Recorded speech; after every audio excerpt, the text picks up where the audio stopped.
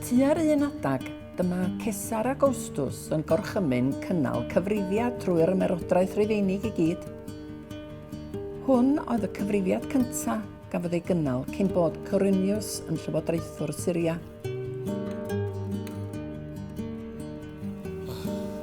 Dwi'n gwybod fod y lle yma yn dda iawn. Bydd gan y lle yma lot fawr o lefydd, lot fawr o da i'w gosod I ni.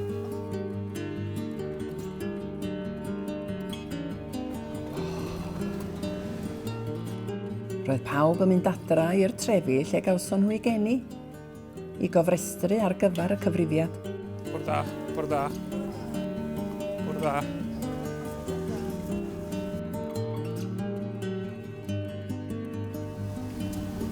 O, o leia bod nhw ar agor? Na. Does ddim byd o gael, dim byd o gwbl. Beth ydyn hwnna? Na, dim byd.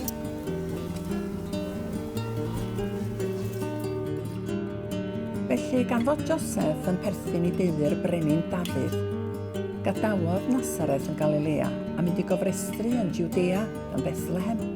Hynny ydy tref Dafydd. Aeth yno gyda Mair oedd yn mynd I fod yn wraig iddo. Ac a oedd erbyn hynny'n disgwyl babi. Gai helpu chi? Sgynnoch chi rhywbeth I ni? Wel, sgynnon ni beth dwch. Wel, mae yna I ofn bod bob man yn llawn dopilw, cofiwch. Da chi wir angen rwlan, dach. Mae gen I berthynas, de. Dwi'n gwybod wrach os chi. Dyma'r unig beth fedra I feddwl amdano fo. Maen nhw'n byw ar ffarm, a dwi'n gwybod bod gennyn nhw rhyw gwt bach ydi o deud y gwir. Mae'n lan, a dwi'n meddwl bod o'n reit gynnas yna, achos mae'r anifeiliad wrth ymyl. A wrth ymyl y sied defaid mae o, ond sa chi licio mi ofyn iddyn nhw? O, mi na I hynna, ac dwi'n siŵr gowch chi groeso na de. O, os a hynna'n wych, dwi'n siŵr sa'n y gwerthfawrogi'n ofnadwy. Diolch o galon I ti. Tra oedden nhw yno, daeth yn amser i'r babi gael ei eni. A dyna lle cafodd ei phlentyn cyntaf ei eni, bachgen bach. Dyma hi'n lapio cadachau geni yn ofalus amdano, a'i osod I orwedd mewn cafn ar gyfer bwydo anifeiliaid. Doedd ddim llety iddyn nhw aros ynddo.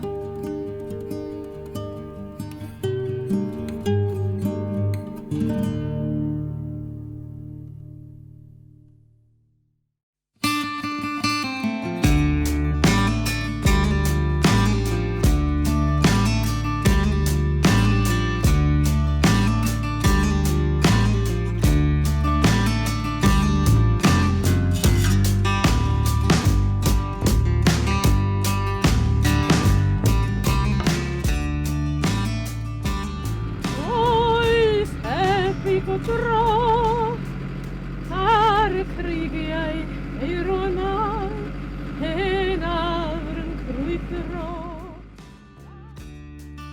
O, dwi'n dyrru hen I beth fel hyn, dydo.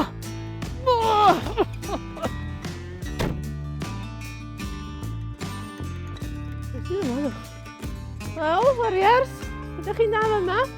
Chwilio am waith yn ni. Gyda chi'n joban I ni, nagos? Sydd chi brofiad efo'r heddiwaith mwgia? Beth I dyn nhw di fanna? Mae siap go lew yn ti, chan? Dafydd dwi'n neud eitha amllai rhyw gagla rhyw heddiwaith a byllu. Mae Daniel ma'n un da am drin traed. A rhain gredur yna, be amdana chdi yma si? Oes, mae gen I brofiad. Doedd y bigael da ysdi chwilio amdana fi. A dwi wedi gweithio efo fo ers blynyddoedd, porthi'r defaid, di geilio rwyn. Ia, na'n ngwaith I. Wel, mae yna waith I chi sy'ch chi eisiau wgia. Ond dwi'n rhaid I chi ddechrau hanner nos hynno, gan hanner dydd fory. Di hynna'n pwysio? Reit da, wan. Ie, da iawn. Ia. Dwi'n siŵr bod hwnna'n gloff. Dwi'n gwybod mae'r terameisin. Wel, dwi wedi rhoi o ym mogs bwyd, gad. Dyna pam oedd I fech dana fo'n biws gynna. Ti'n mo ddifri? A finna'n meddwl na jam eiri neis oedd o.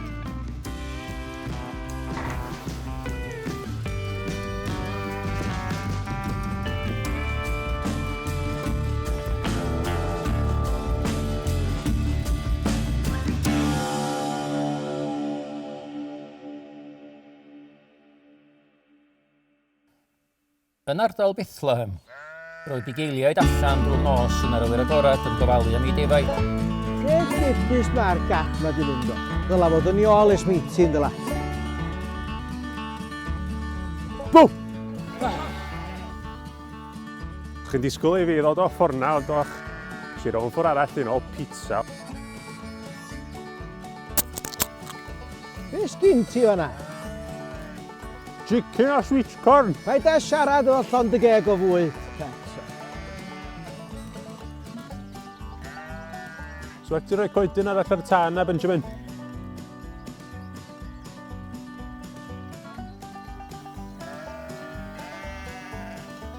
Hen beth a ddigon diflas ydy defaid dweud e. Traed drwg yn nhw. Diolch byth am der ameisin. Ia. Ti'n joc i ni yna Daniel? Ti'n galw dafad heb goesau? Yw, dwi'n gwybod. Cwmwl.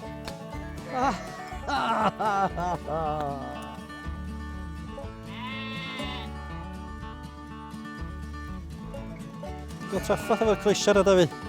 Ynddo, mae hwn yn anodd hynna. Gair, Gair 5 llythyran yn dechrau fo dy ac yn gwrthon efo dy a'r cliw ydy rhywbeth gwyn efo 4 coes. Wyt ti'n gwybod yr ateb i hwn, Benjamin?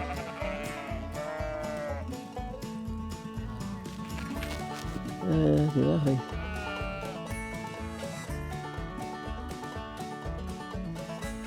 Chi be hogia, mae'r hen nos ma'n hir fel un dydi. A dwi'n mwyn gael ni'n cael llawer o sgwrs a synwyr. Be am ni chwarae gêm bach? Yr hen ffefrit? I Spy? Reit, oce. Y gyntaf, ia. A dwi eisiau chi feddwl o'n. Dwi'n gweld efo'n llygad bach i, rhywbeth yn dechrau efo... 2 L y chi. Ia, fi ti'n mod i wedi cychwyn efo'n go anodd i ddygyd. Lleiad oedd yr ateb. Reit ta.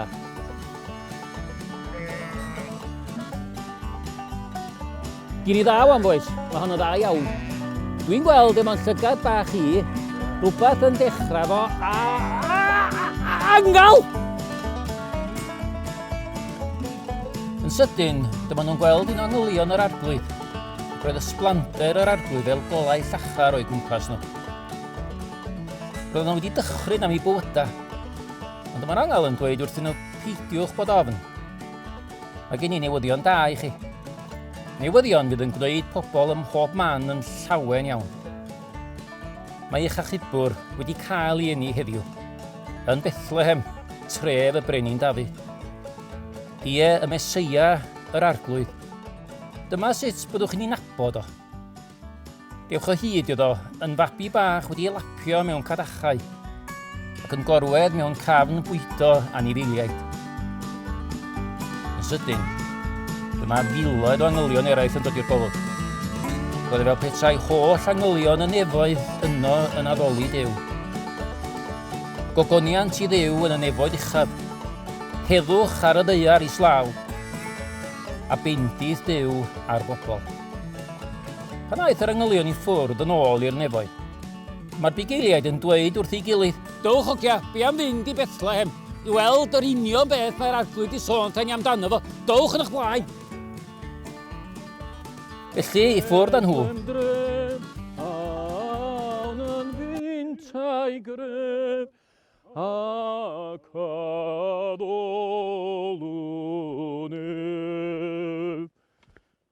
A dyma nhw'n dod o hyd i Mair a Joseph a'r babi bach yn gorwedd mewn cafn bwydo anifeiliaid. Siair gwynt, wrth faned heibio'r drws, a Mair ar ei gwely gwair, wyliau ei babant lws. Sallai yn ddwys ar ei wyneb llon, gwasgau waredwr y byd at ei bron, canau ddiddonol gan. Cwsg, cwsg fan wylid bach, cwsg nes dawr bore iach. Cwsg, cwsg, cwsg.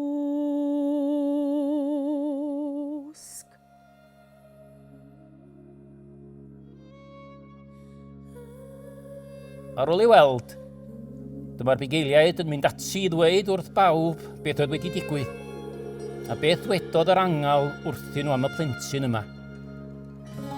Roedd pawb glywod am y peth yn rhyfeddu at yr hyn roedd y bugeiliaid yn ei ddweud. Ond roedd Mair yn cofio pob manylun, ac yn meddwl yn aml am y cwbl oedd wedi cael ei ddweud am ei plentyn. Bugeiliaid yn ôl i'w gwaith gan ganmol a moli Duw am popeth roedden nhw wedi ei weld a'i glywed. Roedd y cwbl yn union fel roedd yr angal wedi dweud.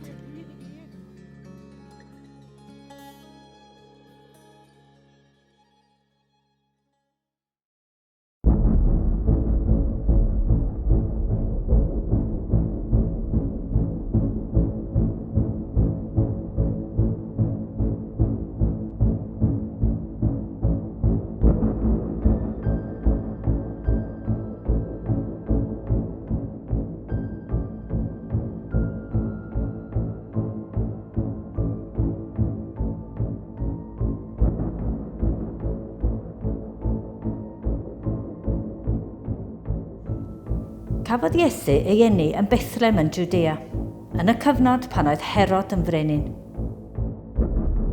Ar ôl hynny, daeth gwir doeth o wledydd y dwyrain i Jerusalem i ofyn, ble mae'r un sydd newydd gael ei eni yn frenin yr Iddewon? Gwelon ni ei seren yn codi yn y dwyrain, a da ni yma i dalu teyrnged iddo. Pan glywodd y brenin Herod hyn, roedd wedi cynhyrfu'n lan. Roedd cynnwrf yn Jerusalem hefyd.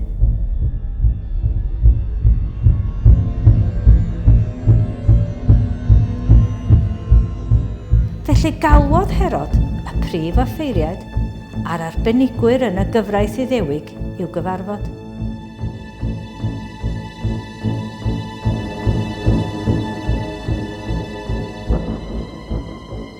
Gofynnodd iddyn nhw, ble mae'r Mesia i fod i gael ei eni? Ond Bethlem Jwdea, medden nhw. Dyna ysgrifennodd y proffwyd. Bethlehem yn hir Jwda, nid rhyw bentref dibwys yn Jwda wyt ti, achos ohono ti daw un i deyrnasu, un fydd yn fugail i arwain fy mhobol Israel. Ar ôl cael gwybod hyn, dyma Herod yn galw'r gwir doeth i gyfarfod preifat. Gafodd wybod ganddyn nhw pryd yn union oedd y seren wedi ymddangos. Yna dywedodd, ewch i Bethlehem i chwilio am y plentyn, ac ydewch i mi wybod pan ddewch o hyd iddo, mwyn i mi gael mynd i dalu deyrnged iddo hefyd.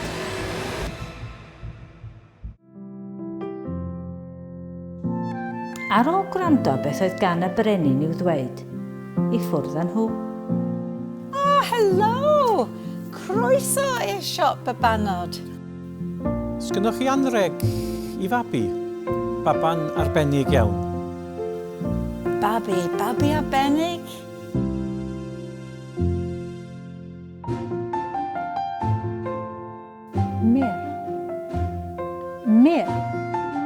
Un munud. Myr, da iawn. Sgynnoch chi rhywbeth sgleiniog? Rhywbeth arbennig? Logo'n neis iawn yma. Sgynnoch chi ddys? Da chi'n gwneud price match efo eBay?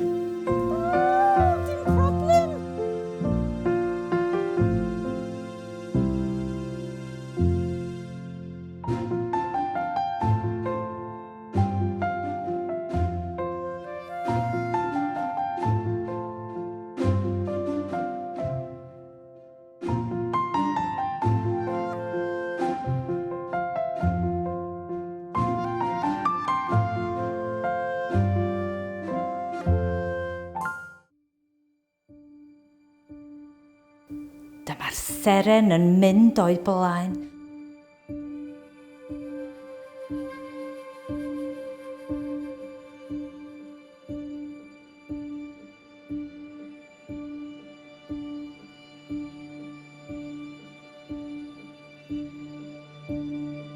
Nes iddi aros uwchben yr union fan lle roedd y plentyn. Roedden nhw wrth eu bodd. Pan eithon nhw i mewn i'r tŷ, dyna lle roedd y plentyn gyda'i fam Mair. A dyma nhw'n disgyn ar ei gliniau o'i flaen a'i addoli. Yna, dyma nhw'n agor eu paciau a rhoi anrhegion gwerthfawr iddo. Aur, a thys, a myr. Rhybuddiodd Duw nhw mewn breuddwyd i beidio mynd yn ôl at Herod.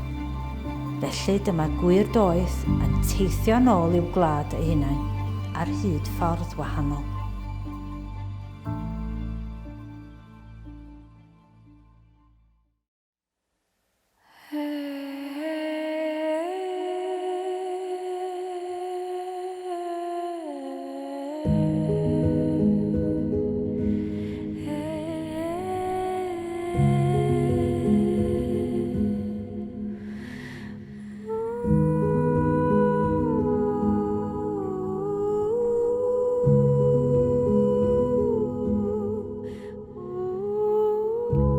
Y gair oedd yn bod ar y dechrau cyntaf. Roedd y gair gyda Duw, a Duw oedd y gair. Roedd gyda Duw o'r dechrau cyntaf un. Drwyddo y crewyd popeth sy'n bod. Does dim yn bodoli ond beth greodd o. Ynddo fo roedd bywyd, a'r bywyd hwnnw'n rhoi golau i bobl.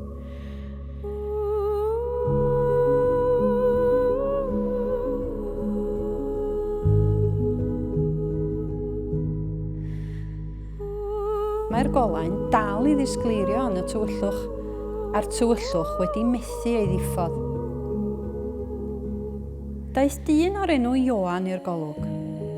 Duw oedd wedi anfon Ioan i roi tystiolaeth i ddeud wrth bawb am y golau, mwyn i bawb ddod i gredu drwy'r hyn roedd yn ei ddweud. Dim Ioan ei hun oedd y gola. Dweud wrth bobl am y gola roedd o'n ei wneud. Roedd y gola go iawn sy'n rhoi golau i bawb ar fi'n dod i'r byd. Roedd y gair yn y byd, ac mai fo greodd y byd, naeth pobl y byd mae adnabod. Daeth i wlad ei hun, a chael ei wrthod gan ei bobl ei hun.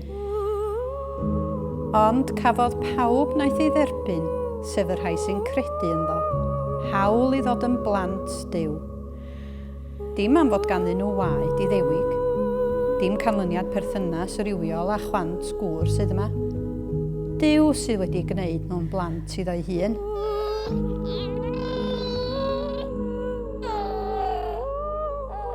Daeth y gair yn berson o gig a gwaed. Daeth i fyw yn ein plith ni. Gwelon ni ei ysblander dwyfol. Ei ysblander fel mab unigryw wedi dod oddi wrth y tad, yn llawn heilioni a gwirionedd.